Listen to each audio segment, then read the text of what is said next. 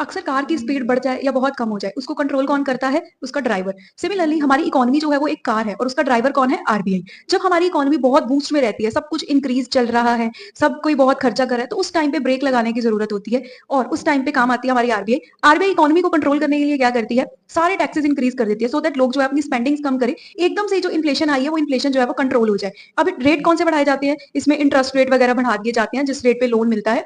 अब अगर कार की स्पीड बहुत कम हो जाती है तो उसको भी बढ़ाना जरूरी रहता है मिनिमम स्टेबिलिटी लाने के लिए। तो उस टाइम पे इकोनॉमी में जब स्पीड जो है वो स्लो डाउन हो जाती है इकोनॉमी की, तो उस टाइम पे आरबीआई क्या करती है? वो चाह रही होती है, वो इनकरेज करती है कि हर कोई जो है वो खर्चा करे। तो उसके लिए आरबीआई क्या करेगी? जितने भी इंटरेस्ट रेट है, जो जिस रेट पे लोन मिलता है, उन रेट को कम कर दिया जाता है सो दैट लोन वगैरह जो है वो चीप रेट पे अवेलेबल हो जाए, हर कोई जो है वो लोन ले ले इजीली और स्पेंडिंग जो है वो करे। सो इस पूरे कंसेप्ट को क्या बोला जाता है? Monetary policy. So monetary policy क्या है? ये एक ऐसी पॉलिसी है जिसको आरबीआई यूज करती है so as to control inflation and deflation in economy.